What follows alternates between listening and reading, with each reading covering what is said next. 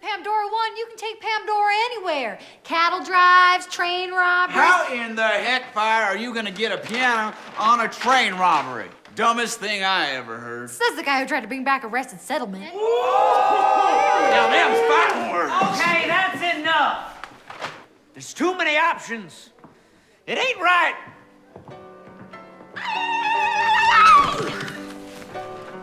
He already left. Getting a little slow there, Amazon. Well, I am past my prime. Let's go, go, go!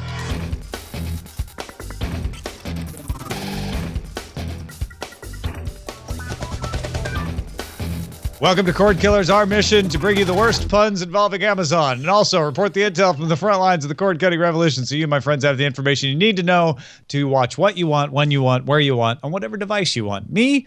They call me Brian Brushwood. You know what? They call me Tom Merritt, but I prefer to be called unrepentant in loving that Amazon Prime pun. In fact, I loved the Pandora one. I loved all of it, but not as much as I love our two guests. Too. Does that count somehow? Yes, that's why she was only on there 6 seconds long. But not as much as I love the fantastic guest that we have today. Absolutely. Joining us today, if you follow our summer movie draft, you know them as Team Cordkillers because they are regular guests here on Cordkillers, and Tom and Brian are on different teams. Kristi Cates, how's it going? Hello, everyone. Hi, Tom and Brian. Hi, guys. I'm Doing great. Fresh off your Monday music update, I take it. I am indeed. I am. Yes, Fantastic. Thanks for swinging on your vine over from that to this one. That's sexist, Tom.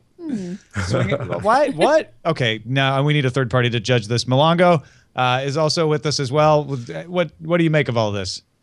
Oh, nothing is sexist in the fair game of Cordkillers. In the game of Cordkillers, you either win or you get accused of being sexist.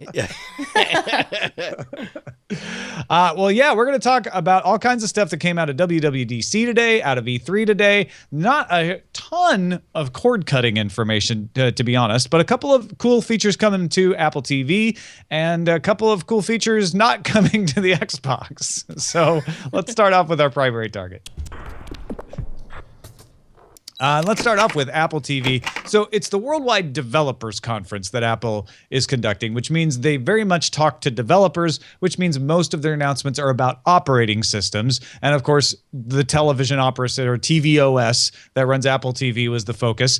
The biggest news, as far as I'm concerned, is the Sling app arrived in the App Store for Apple TV today. It is the first of the Sling apps to get the upgraded interface that they showed off at CES, which breaks things down by how often you watch them and what's on versus just being so channel-oriented.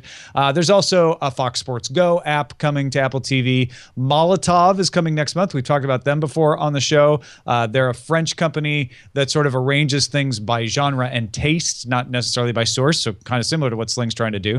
They're going to make a remote app for the iPhone, so you can use touch controls, Siri, the accelerator and gyroscope to use as a controller for games on Apple TV, and thank goodness the keyboard to enter in your passwords and other stuff. Siri in Apple TV will be able to search movies by topic. It'll be able to search YouTube. And they have something called Live Tune-In where you can just say, watch ESPN2, and it'll launch not only the Watch ESPN app, but take you right into the ESPN2 channel there. They're bringing single sign-in, though they didn't explain much about that. So my best guess is they're going to support the TV Anywhere, TV Everywhere single sign-in that we'll talk about later today, which means it won't work on every app. There's a dark mode, so you don't have that big white screen when you're in a dark room. Apps will now automatically download to Apple TV when they're installed on another iOS device, and they're also available. HomeKit's coming to Apple TV, so there'll be a home app to control your home automation stuff, and it's all in a free upgrade this autumn. Brian, just a laundry list of minor but interesting updates. Well, and that's sort of been the story of our entire podcast, right? Is incremental changes getting us closer and closer to that perfect experience of watching whatever you want. I am curious. I tuned in and out of the WWDC conference live stream. I did notice that they were opening up Siri to third-party development, was there a distinction between Siri as she exists on tvOS versus macOS versus iOS? There is a distinction, and they didn't specify particularly with the tvOS announcement if Siri would be available for third-party developers there. But if they're making it available to developers on iOS, and those apps are supposedly universal and can install an Apple TV, one would hope that would carry over. Yeah. Is this earth-shattering to either of you guys, Mulango, Katie? I have to say that Kristi, sorry. I kind of like the thing where you just speak into it and it finds what you want. We upgraded to the Comcast X1 box thing, which I was ambivalent about. I just thought, it's another box, whatever. But with the remote, you hit a button and you say, find this channel, or actually find this show, or find music videos. And it works pretty well. So that would be a cool feature if that works as well with the Siri and the Apple TV together. I think that'd be a cool feature. It's really easy to use. So that's kind of compelling. That's a good feature for that. What about the password control? Because, and I know I am very, very atypical of most Cordkillers in that I watch almost all of my video content on an actual desktop PC. So I don't tend to worry about what my password is because I know that Chrome keeps it, and also, LastPass or any of those things. I don't worry about the password management thing, but is that a big deal for you in terms of watching it on a device, Mulango? I mean, I would say yes, because especially with devices like that, especially like Roku and things like that, anything where you have to continually add your password just to get into, whatever show you want to watch, I definitely think that that would make it easier. Although, just in overall terms, I think this is all just Apple's usual too late, everything that everybody else already has kind of thing again. So yeah, the password management, they made a big deal of like, everybody hates these screens, right? And they showed the typical like, go to the web and type in this code type of screen, like, we're doing single sign-in. But then they gave no details, which means none of the apps that I like to use, HBO Now, Sling, now that it's on Apple TV, they're not going to be part of this. That's Do you feel like guess. you'd have to go in and just kind of set up all your passwords at once? Like, do you just have a long list and type them all in, and then it makes just where you can single sign in? Or well, is that we'll what they get to it later today, but the cable companies are starting to do single sign-in where you can just sign in through your cable company and it will automatically authenticate you to all the participating network apps, right? So that makes sense. Then you don't have to put them in at all. You're just authorized by the cable company. This is all baby steps towards something that we've talked about even as recently as 2 or 3 weeks ago. The idea that it's like, I don't even want to know on my own login or password or whatever. Like, I want to trust some artificially intelligent third-party entity to know what I've paid for, remind me of what I'm paying for that I'm not using, and tell me what I could buy that, and not have to worry about signing up and then logging out at some point. Tell you what, man, I went and downloaded Sling as soon as I could after the announcement, and thankfully it was in the store. A lot of times they'll say, "Oh, it's coming today," and then it doesn't come until a lot later, and it's great. The new interface is confusing though, because it isn't channel based, and the old one was, and so it's kind of difficult to figure out immediately how to watch live.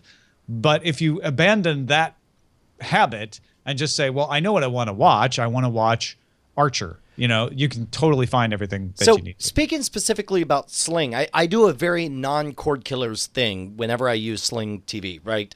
Like last night I watched Preacher, and I felt this deep urge to watch it exactly as it was premiering live, because if I missed it live, even if I'm 13 minutes behind, I didn't know how I was going to see it, because if I normally the obvious thing is, well, I'll just buy it at some point, but I know that Amazon often doesn't have AMC shows until the next morning, and I know that eventually, probably about the time that I could buy it the next morning, I could have had it on the DVR functionality. So,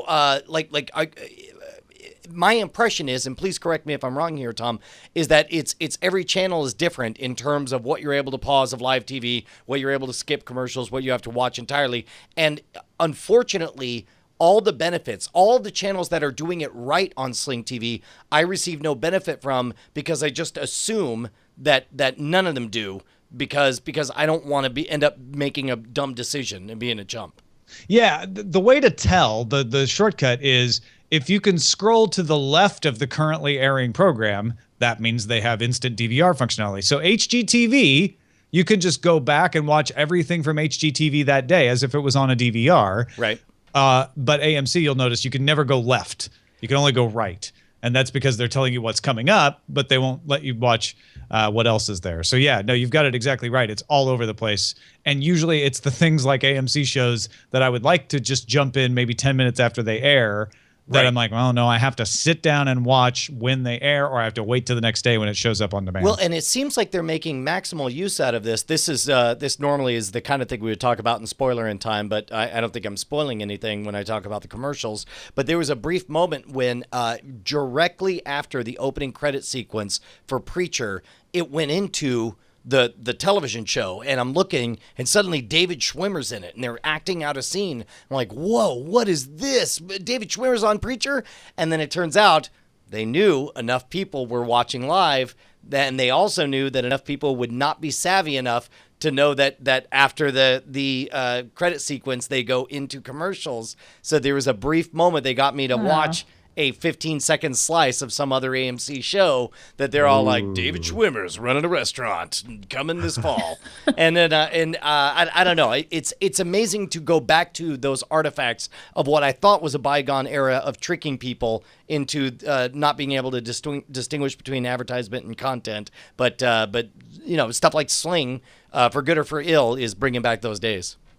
Now let's talk about Microsoft. Before their E3 announcement today, Microsoft told The Verge that, quote, after careful consideration, we've decided to put development of DVR for over-the-air TV on hold to focus our attention on launching new, higher fan-requested gaming experiences across Xbox One and Windows 10. So you can guess that means we didn't have a whole lot of cord-cutting features announced at the Xbox announcement, but the one that was announced is support for 4K video and HDR video. The Xbox One S is going to come out in August for $399 for a 2 terabyte version, $349 for a 1 terabyte, and $299 for a 500 gigabyte. And it will be able to support 4K video and 4K Blu-ray, though not 4K gaming. It will support HDR gaming and HDR video as well. So if the video is important to you, that might be worth getting, especially if you don't have an Xbox One, because it does have apps like,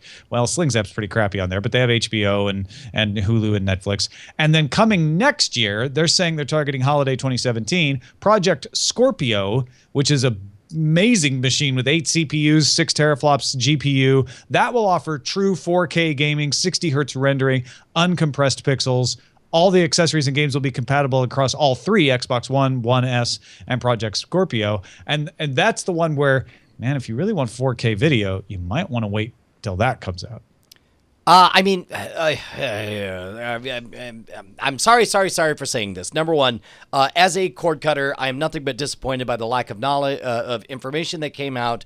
As somebody who already owns the Xbox One, I'm not going to go out and buy a slightly smaller version, and I'm not even ready to buy a 4K display. However, having said all of that, I think that considering how hard Microsoft got slammed 2 years ago for focusing on the video-related content stuff at E3, it's smart for them to only focus on games. People are tuning into E3 because they care about games. They don't want to hear about your grandparents' television horse crap. Yeah, I totally agree with that. I was about to even reference, I wish we could go back like to last year's episode of this and be like, yep, that's everything we said was true. Like everybody hated I think they took the side of the gamers. The gamers wanted a box that played really remarkable games, and the cord killing aspects of it really weren't important for those people at that point. Funny note though, I was looking at the designs for this box, and it reminded me of Silicon Valley's Pied Piper thing. The box from Pied Piper? Yeah. This one actually has more functions than the box from Pied Piper, though, so we'll give Microsoft a little credit there anyway. Yeah, I mean, what's happened with Microsoft is what we've been saying all along, which is if you just want a cord-cutting box, you're much better off paying for a Roku or even $199 for an Apple TV maybe, but definitely like a Roku or a Fire TV for less than $100 than shelling out $300, $400 for an Xbox. You only do that if you also want to play the video games on it. That's the thing, though. Does every gaming system need to be everything to everyone? Is that just the way all of them are going now, where they're all aiming at that? Do you think? As somebody who owns multiple game systems, it is. Geez, I sound like so privileged, and I am, I guess. But it's like just leaving one system to boot up another system and wait to load up. I'm like, oh God, why can't all the different apps be on all the devices so I could just have one on at all times? And I'm so sorry. I feel filthy even speaking those words right now. But No, I think you're making a bigger deal of it than it needs to be. Like you're saying, I don't want to have to spend a lot of money on a bunch of different things so that I can have the hassle of trying to remember which of the things has the app I need to watch the show I want. Yes. And I think that's perfectly reasonable. And I think that's why Xbox and PlayStation all have Netflix and Hulu apps on there, because they're like, hey, once we got you for the games, we can keep you from having to buy anything else because, we'll give you these video apps. So it's a nice thing. But Kristi, I think you're absolutely right. Like, I don't think that the Xbox or the PlayStation, either one, can really market themselves to people who aren't interested in games. I think that's just a fool's errand. I mean, it's almost like to me, it's more like a bonus feature. Like, oh, you're aiming at this massive library of games, and in addition, we're going to throw in, some capabilities that you might not think you want on this, but we're going to throw them in anyway, and you'll probably stick around. But like Brian said, that's the difficulty I have is so many of the apps that I like are not on all the systems. So I'm similar to Brian in that I'm constantly, oh, I want to watch this movie. Oh, wait, it wasn't on that app. It's on the other app, and it's on my list on this. Oh, I have to change to and that just, yeah, that part's a bit annoying. It does sound, oh, we're so privileged. We have way too many systems. But it is, I wish it was more cohesive somehow, where everything kind of got released to all systems at the same time. Probably not feasible, but it'd be nice. It's totally technically feasible. I suppose. It's whether it's business plan feasible. Yeah, exactly. AT&T has a product that might pave the way towards the world that we all would like to live in. But before we talk about that, Brian, we have an important person to thank, don't we? Well, I mean, is it one person, really? Well, I think we can pretend to be speaking to just one person, unless they're watching in a room full of people, and they'll think we only mean them. All right. Listen, we don't want to embarrass the one person we're talking about, but somebody, and you know who you are, somebody pledged to kick us a few nickels every time we do a Cordkillers episode. You know who you are. And by the way, if you're not sure if it's you, you can go to patreon.com/Cordkillers and check whether or not you're one of the 1,890 people. Not that there's nearly 2,000 of you, because we're only talking about one of you. Hey, that one of you, thanks. Thanks, you. Yeah. Keeping us loud, live, and independent. And if you're not that person, you could be like that person very easily at patreon.com/Cordkillers. Yeah, quit being you. Be somebody better than you. Go to patreon.com/Cordkillers. The better angel of your nature gave us $1. Time for Signals Intelligence. So here's what I'm talking about with AT&T. Variety says that AT&T is looking into bundling streaming channels together into a subscription service in partnership with the Chernin Group. They have registered trademarks and domain names suggesting the name could be VRV with no vowels. VRV. VRV. Viewers interested in anime, video games, niche action sports, and other fare off the beaten path, according to Variety sources, might be interested in this. It's being developed by Elation, a subsidiary of Otter, and Otter is a joint operation of the Chernin Group and AT&T. Otter has a stake in Fullscreen, and Otter owns Crunchyroll and Creative Bug. So right there, you could combine at least some content maybe from Fullscreen, Crunchyroll, Creative Bug, get some other external partners, and put that out as a competitor to Netflix or Amazon and say, hey, it's not just Crunchyroll. You can also choose to add all of these other things so that they're all bundled in. And if you have the Verve app, then wherever you have the Verve app, you can get all of those things in one bundle instead of having to have 16 different apps for everything. Man, what a tricky thing. First off, complete disclosure, Crunchyroll is a sponsor for The Modern Rogue. If you go to TheModern, themodernrogue.com, you'll see that we talk up Crunchyroll, and we have a partnership with them. But separate from that, Crunchyroll is a tight brand. It says one thing. It says we're going to provide as close to the best anime experience this side of Japan. Verve until we all agree I on. believe without vowels, it's pronounced verve. Unfortunately, whatever, I'm not going to say it's not possible to tack on a number of other services to create a distinct voice, but I don't know what those would be. Because there are people who like anime, and there are people who are going to like, let's say for sake of discussion, they did the kind of content that Comic-Con TV is going to do in there. Like there's, in the Venn diagram, most people who like anime probably also like all that, but you're leaving more and more out.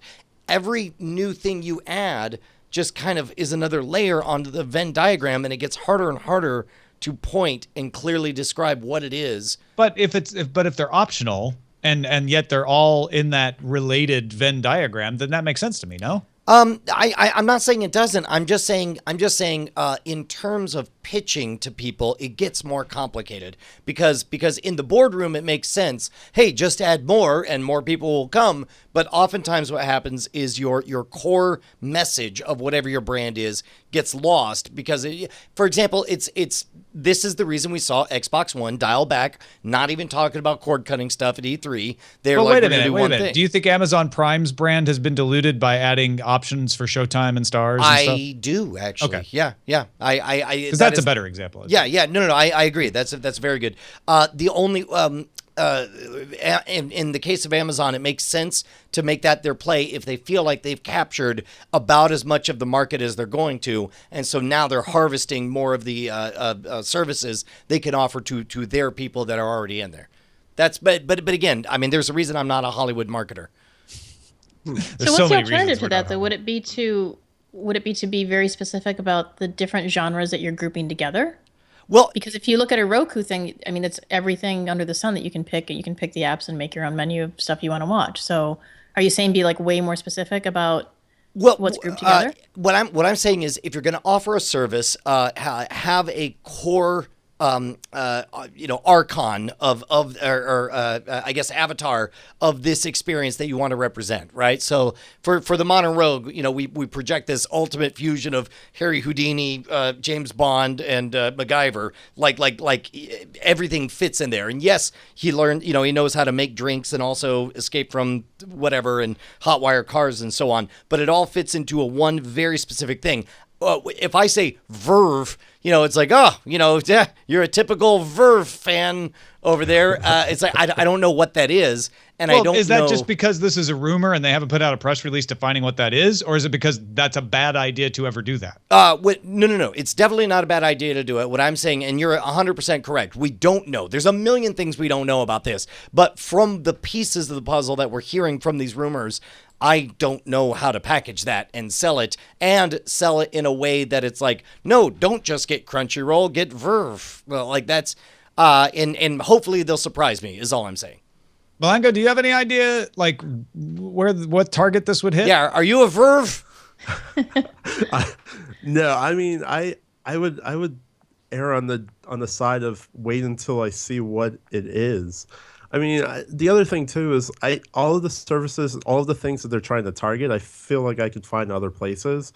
So I think it's smart to add a service like this and bundle it together as a subscription to people that would be interested in that. But I mean, I hear Crunchyroll is supposedly really, really good.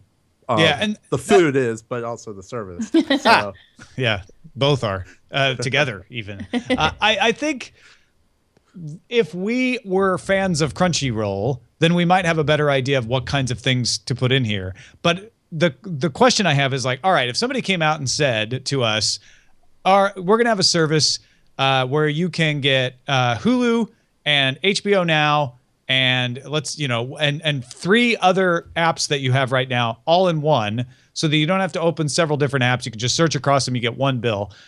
We'd all be fine with that, especially if it got us a little bit of a discount. So the only question to me here is the question that Brian's asking, which is, what is the audience that wants Crunchyroll and Creative Bug and full screen, and what other partners would they bring in to make that audience really happy, where that audience says, wow, those are my 6 favorite channels and I can now get them all at once? Yeah, and I guess specifically that's what I'm thinking is the cross section of people who dig anime are wildly diverse. They all like different stuff. It's the thing that comes after anime that hopefully you would want everybody to obviously want as well, and that to me is something I don't know. And I think that's why we're getting hung up.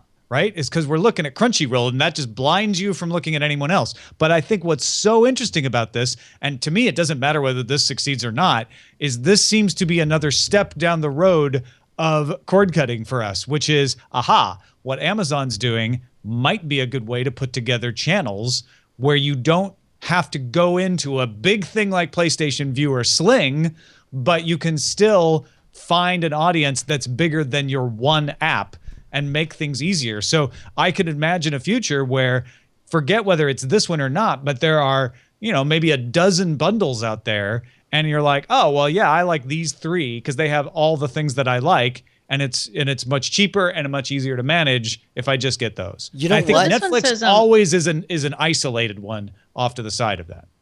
I think you hit the nail on the head there because I don't know if you remember from Dan Ariely's book, Predictably Irrational, he talks about The Guardian had 3 different versions of subscription. There was one with that was objectively the best value, but nobody went for it because there was one that was just the print edition, one that was just the online edition, and one that was both print and online. And the pricing was such that there was one choice that was intentionally nonsensical that everybody was like, well, that's dumb. I might as well get both. And so then they went ahead and they got both. It might be the kind of thing that, let's say, yeah, we know that you're here for Crunchyroll, and for all we know, maybe it's the full screen content that is the real draw here. We don't know. But I like the idea that just by virtue of having an ecosystem of other add-ons, it implies that this is a richer party that you're going to be more excited to sign up with because there's going to be other options coming down the road. Now, am I correct in reading this when it says other fare off the beaten path? Are they going to completely circumnavigate, the Netflixes and the HBO Go's and just make this a bundle of kind of alternative content? That's kind of, that's what we're struggling to define here is what other off the beaten path content goes in this. So if you like anime and then you also like Ninja Warrior, there you go. Yeah. Maybe that's a... Well, and look at Twitch, right? Who would have predicted that Twitch would add art and food, right? But they did because they saw the need. They're like, well, this is something that people are doing. So just because someone likes gaming doesn't mean they don't like food or cooking. And that's what Twitch decided and figured out. So maybe it's something like that. Creative Bug is about food or creation. Sorry, not food. Like creative things like crafting and stuff. But it's maybe the right channel to appeal to a big cross section of people who also love Crunchyroll. Sure. And I would love, and I guess it's one of those, the best add-ons are the ones that the moment you hear it, you're like, yes, of course. Because when you talk about food and art on Twitch TV, it's like, yeah, of course, because it's long-form content that allows people to get to know and hang out with people online while they do some kind of process. And the process is part of it, but it's really the personality that matters. Of course, it's an instant hit. That's what I'm hoping we see from the rest of this stuff. All right, let's see what we got from IHS in Gear Up. By IHS, I did not mean Illinois high schools. You sure? I meant IHS Eye Supply. Well, then I studied all the wrong information. Sorry, man. You're like way up on the Greenville Comets and their chances this year, but that's not what we're talking about. Q1 2016 estimates for shipping of your over-the-top devices is out, and IHS estimates Chromecasts shipped 3.2 million units in Q1 to Apple TV's 1.7 million. The first time Chromecast is in front of Apple TV, and boy, they're way in front of them too. Let me ask Mulango and Kristi. It definitely is a revolutionary moment that Chromecast is overtaking Apple TV sales, but are they completely comparable given the massive price disparity between the two? No, because a perfect example, I was on vacation in Florida and I forgot my Chromecast. So I literally went to a Target and I said, all right, I can get an Apple TV. What are all the things that I would want to watch on Apple TV? And then I looked at the Chromecast and I said, wow, for everything that I need, I can just get this $35 thing and be good. So I don't know if that's not answering your exact question. Yeah, Brian, no. But the mere fact, like, an Apple purchase is an investment decision. A Chromecast purchase is my parents are coming over and I want to play this one album and it's worth the $30 or whatever to not have to think about it. That's what I was going to say. If you look at the number, it's almost exactly double the Apple TV number as far as sales. So it's almost like, oh, I'm at, Target. I'm going to pick up some socks and some juice and, Chromecast. Okay. Because it's so cheap. So I wonder if that affects that number. And I mean, in Chromecast, it's so flexible to just, plop it onto any random television. And as long as somebody has a mobile device, they can just cast to, whatever. So once you start thinking, when I think Apple TV, I think, all right, this is going to go into my family room or my living room where, everybody's going to huddle around and we're only going to be here. It seems with the Chromecast, I can take it anywhere, I feel like. You know what? And that's actually a really good point, because when you buy a Chromecast, you're like, okay, well, this television still doesn't have a Chromecast on it. Let me buy it. And then it's like you try it out and you like it. And it's like, for the rest, from that point forward, it's like, okay, well, there's also the bedroom PC or the bedroom monitor. That one should have a Chromecast. And eventually you'll get one for all of them. Yeah. And even forgetting the $199 Apple TV, the old ones that they still sell for $99 are still 3 times as expensive as a Chromecast. Yeah. Well, it's the thing too, you're not going to just like go on a trip and chuck an Apple TV in your bag. You might throw a Chromecast in your bag easily. Yeah. They're tiny too. So absolutely. Yeah. Also, another minor note here, IHS estimates that Netflix is now on 32% of all gadgets capable of watching video. And that may sound low, but we're not talking about models. We're like, of all the gadgets watching video, including laptops, PCs, oh, holy cow, televisions. because I did think that. I thought 32% too. sounded low, but then you're saying like not just is capable of being installed on 32%. You mean is installed on 32%. 32%, yeah. It is on 32% of gadgets capable of watching video. Like there are gadgets out there where you are not capable of installing an app. It's just embedded and that's it. There's no app store. And if it didn't have Netflix, that's the end of it. That's fairly extraordinary. Certainly more impressive than I thought. All right. We're going to get to the front lines in a second, Brian, but Cordkillers isn't the only game in town for us these days, and we just have to let people know that. No, look, we both make a little scratch on the side. You write books about time traveling people. I, for one, just want to love your dad. I just think your dad's great. I think that you think your dad's great. I think that you want to get him something awesome. Hey, you're laughing. You're laughing like I'm faking. Uh-oh.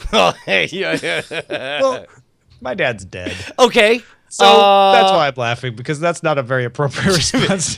Some of us want. But you know what I'm doing this weekend? I'm going up to San Jose to visit Eileen's dad. And Eileen's dad would very much appreciate a gift, and I will be a part of purchasing that gift for Eileen's dad. Keep going. It'd be better for you to tell the rest of this. So I'm going to take a look at Scam Stuff's lockpicking, magic tricks, spy gear, and more, Brian. Scamstuff.com, folks.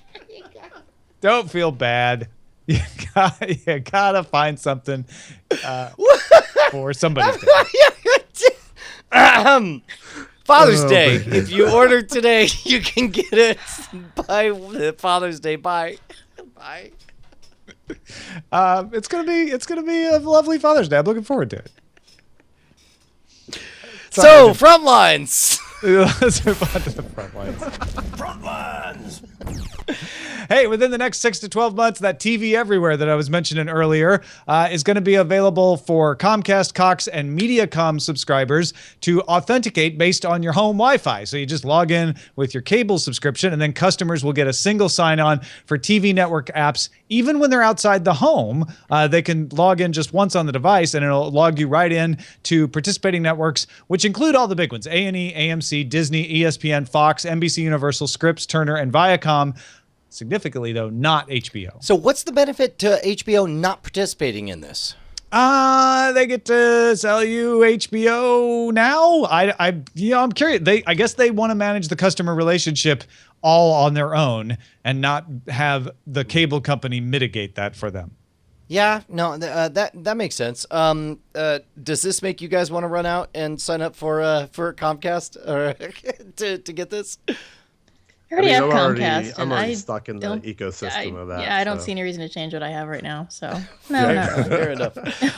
Hey man, Plex announced Thursday that an update coming at the end of June will allow NVIDIA Shield owners to use this device as a media server. Plex intends to expand server capability to more devices in the near future. Do you guys get hands-on, Mulango, Kristi, on that kind of stuff? Like, do you do your own media serving? No, I don't. Yeah, I have a coworker who's like all about this. So he thinks it's like the greatest thing since, I don't know, bread. But for me, I'm like, just take the easy way. That's too much for me. Yeah, and the idea that Plex is going to start using these set-top boxes as media servers is going to make Plex even more attractive to people to use, because there might be folks who are willing to do this but don't really want to set up a PC that runs all the time, maybe just for energy usage, and they could use a Shield now instead. Hulu has a new 6-part science fiction series called Dimension 404. Each episode will explore a different bizarre mystery, including an obscure cartoon that may hold the secret to time travel, or energy drinks perhaps causing a global apocalypse. So it kind of feels like they're Black Mirror. Yeah, I was about to say, it feels like maybe even, I guess, because they mentioned obscure cartoons, it made me think of like Liquid Television, that on any of the fantastic anthology series we remember from our childhoods. I think the Chris- coolest thing about this story is that it's being made by Rocket Jump. And they've that's right. produced some really good stuff. Yeah, it's one of those things. I'm sitting here looking at Freddie Wong and didn't even recognize it. That's amazing. Yeah, man. Hopefully that'll be awesome. Netflix analyzed viewing habits across 100 serialized televisions to determine how people binged. The average person took 5 days to finish the first season of the series and spent more than 2 hours at a time making their way through shows. They also developed a binge scale showing which genres of shows people devour and which ones they savor. Irreverent comedies and political dramas were the most likely to be savored, while thrillers and horror were the most likely to be devoured. Does that track with your experience, guys?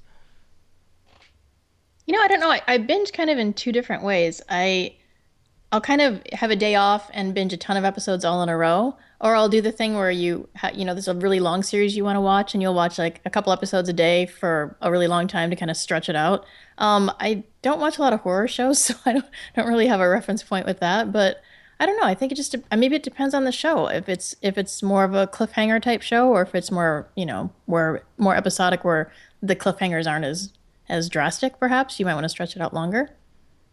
Yeah. The examples we're seeing on this chart, I guess that pretty well tracks. Although the sci-fi horror thrillers, I don't know that I burned through all those all at once. So I don't know. Maybe I'm atypical in that regard. Yeah. Malonga, what do you think? I'm trying to think. I know this isn't Netflix, but the HBO series True Detective, is that considered a crime drama or a thriller? Oh, yes to all of Yes, the above. it is considered one of those two. Good point. I wonder where they would class that in Netflix. I would probably call it. I think it's a thriller. I think it's a thriller. Yeah. Because it's not just a crime drama. It's not the point isn't about the crime, although that is a huge part of it.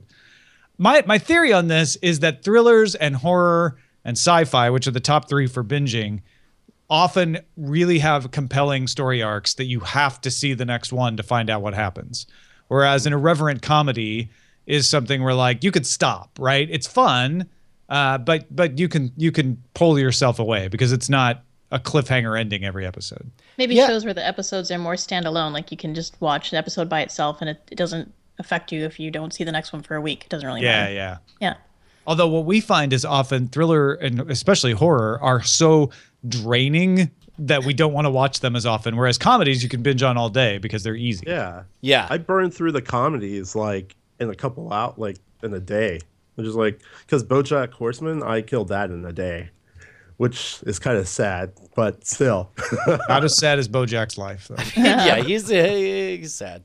Or stuff like Star Trek Next Generation, you can just put on and leave on for like ever while you're doing other stuff. It just You know, I'd hate to plays say and- it, but I think you're 100% right. The stuff that by this measure I binge the most are the things that I care the least about, where it's like I could kind of half tune out. And if I, kind of miss a thing, then I'm like, whatever, and then keep on going. Nameless.tv is kind of similar to DiamondClub.tv in a lot of ways. It collects internet videos into channels. Like, for instance, they have one called 90s Nostalgia, or one just called Strangely Satisfying. But then what they're doing is putting a chat room alongside so that everybody who clicks through into a channel is seeing the same video at the same time and can chat along with each other about it. It's in beta on the web right now, or you can wait for it to come to mobile, which they say they're developing. Man, it seems like now's as good a time as any to thank Sergeant Muffin in the chat room for putting together Absolutely. the CDN that makes DiamondClub.tv possible. Make sure to, if you haven't experienced it, try watching us live. DiamondClub.tv, jump in the chat and see what everyone else is seeing right there live. Netflix has purchased the rights to the movie Divines, winner of the Camera d'Or. Did I say that right?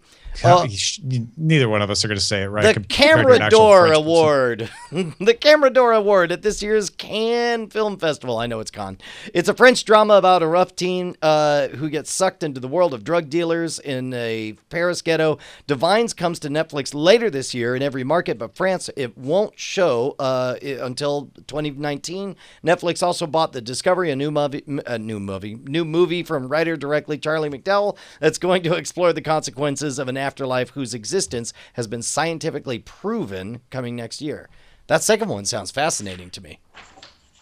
Yeah, lots of I'd indie watch films the coming to second one Netflix. right before the first one. Does that excite you though? Like, Netflix has become the place for TV shows, particularly their own originals. So the original movies, I feel like, don't get people as fired up. I mean, I kind of think this falls back on last week's episode. And sorry, I keep referencing old episodes, but I mean, like the idea that Netflix is just everywhere, and the idea that you can get a little bit of every market just by subscribing. I think it's interesting. Like the fact that it's a French produced series that we could watch. I think it's cool. I don't necessarily know that I'm like jumping around for that, but I mean, yeah, I think that's cool. Your child might be, but not you. Yeah, she's very excited about all French stuff. Say hi. That's awesome. All right, let's see what is under surveillance. Signal in 3, 2, and go. Very dark and stealthy.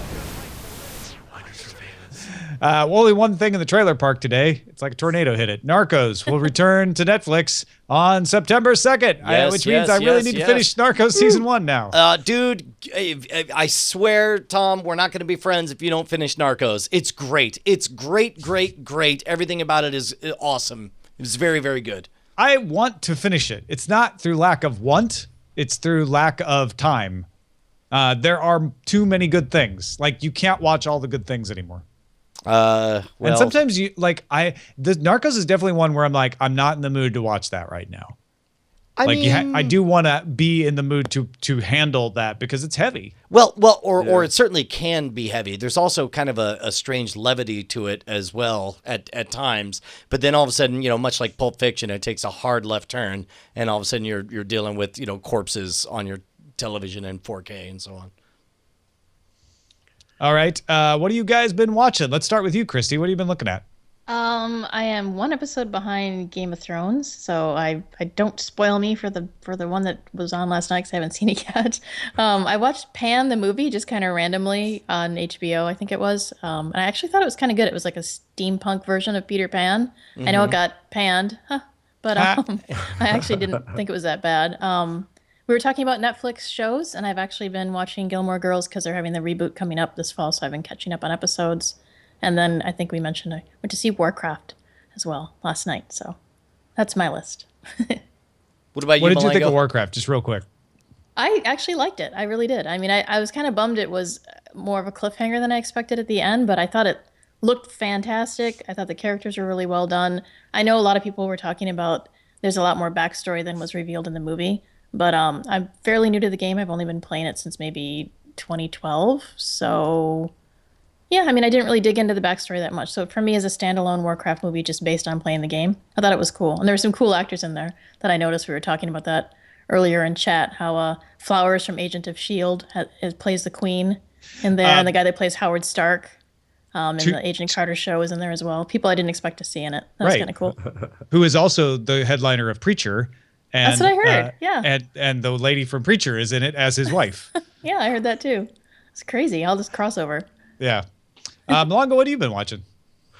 So this is the final season of Persons of Interest. So I am absorbing all of it that I can. It's a really good show. If you guys have not watched it, I recommend that. I also saw Warcraft. I've been watching Game of Thrones. And you guys got me on Preacher, so I watched those the first 2 episodes. And so you I've didn't been catch watching last night Scrubs. then? No, I didn't see last night's. Oh, all right. But yeah, and as for Netflix, I've been stuck in Scrubs. So yeah, Bitching on Scrubs. Right on. I did watch Preacher, and I got to tell you, the back-to-back slam jam of watching Game of Thrones and immediately jumping over to catch Preacher on AMC live, it's pretty good. I can get used to these Sunday nights for as long as we have them, doing 2 back-to-back. They're different enough that I really dig it. I watched Voltron and Justified, and that's it. I watched first episode of Voltron based on Brian's recommendation, and I have been catching up on Archer, which I didn't realize till Memorial Day had come back. When my friend Eric pointed it out, he's like, "What do you think of Archer this season?" I'm like, "It came back," and Archer is definitely one where it has hit its stride in both the good and bad way. I am never disappointed to turn on Archer and get some Archer because it's very archery, but it's also not like this is the best season ever. It's just more Archer. And so it's become that thing when I'm like, I'm tired. I don't want to think. I'm just going to put on Archer, and it's pleasant. Dude, that is how I feel about Bob's Burgers, which is voiced by the same character. It's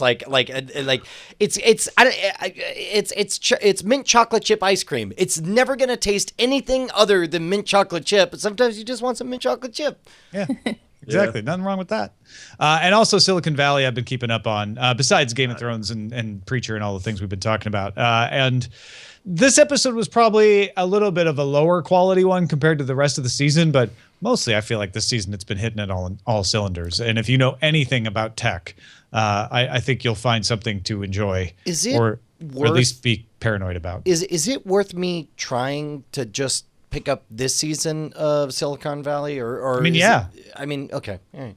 I mean, if you want, that's what you wanted to do. I watched, as we've talked about before, I tried to watch the first episode, watched the last episode, and accidentally was able to talk to you about the last episode. For season 1. Yeah, for season 1. But the thing is, like, it's not the kind of show where I'm saying, oh, you've got to get back into it, so it's worth skipping season 2. Like, whenever you feel like you want to get back into Silicon Valley, start watching wherever. Like, you might as well watch season 2. It's fine. All right. Well, since I started, I do think season 3 is better than season 2, though. Right on. Well, done and done. Mr. Bryce, what have you been on the lookout for? Hey, this is gonna be an echo in here because I want to tell everybody that Voltron is a really good show. Oh, good. So how far into it did you get? So I watched the first episode, which is like triple length episode, and it's really good. You know, it's an all ages action adventure show.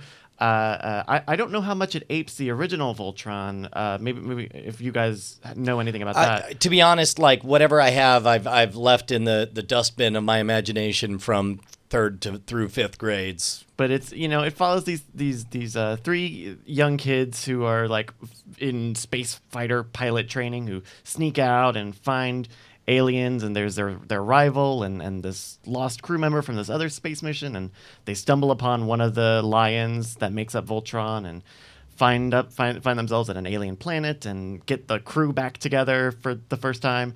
And it's really good. You know, it's got the production team and I think some of the writing team behind the Avatar series. Yeah, The Last Airbender and Legend of Korra. Yeah, and it's really snappy, and as when it's a kids show. It's its like primary focus is on kids, so the story probably can't be too unconventional. But where it fills in maybe some of those mental gaps is by being smart and witty and having a lot of really quick little humor hits. And I think it's really nice. That's on Netflix now. There are 11 episodes. They're all available, and I think anybody of any age is going to have a really good time with it. Yeah, there's a number of things that I can't wait to talk about. We'll discuss it during spoiler in time, but I'm glad you enjoyed it, and I think you hit the nail on the head. It's just so self-aware and smart. It makes it a lot of fun. If you got something we should be on the lookout for, email us cordkillers@gmail.com. We're going to finish it up with some dispatches from the front.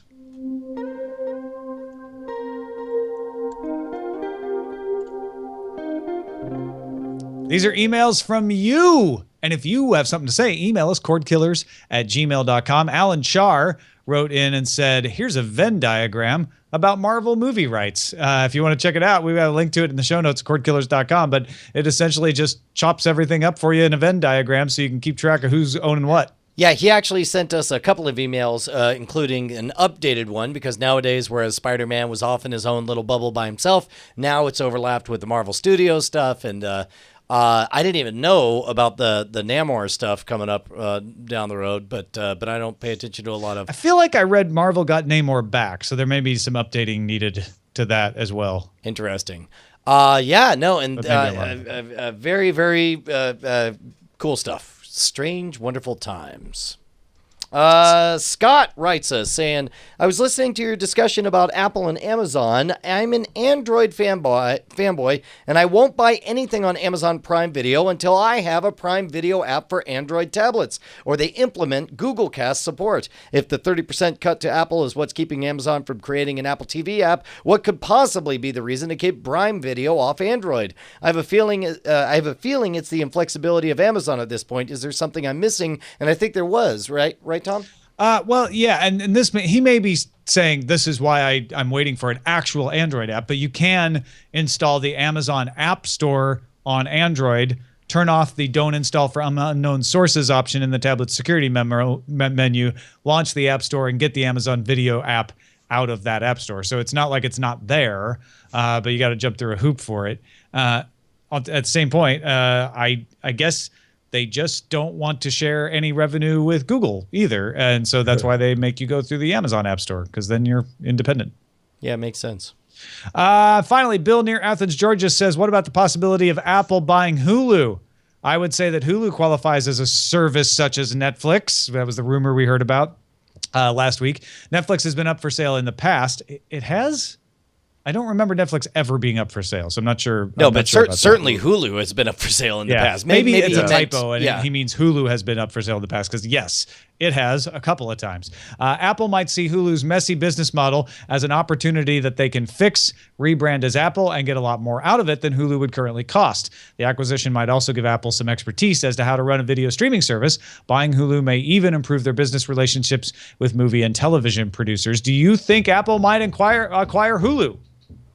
I got to tell you what, I think it would be a great move for Hulu in that they would finally have a third party that's able to treat Hulu with direction and intentionality and sort of divorces Hulu's business decisions from its entanglement with all the studios, or at least, gets it farther away.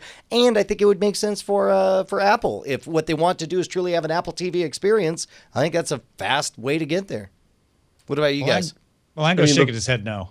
The powers that be, do you think they would ever actually work together? I mean, I know it comes down to the final money, like the price point, but yeah, I don't see that. I feel like Apple is up here. You can't see my hand. They're up here. And they have this very high and mighty ideal of themselves. And I don't think they'll work with anybody. I think they think that they can figure this out. And that's just that. And the current owners of Hulu, which are networks, right? NBC Universal, subsidiary of Comcast, is a silent partner. Fox, ABC, and I think Time Warner has a stake now. I'm not sure if that's gone through or not.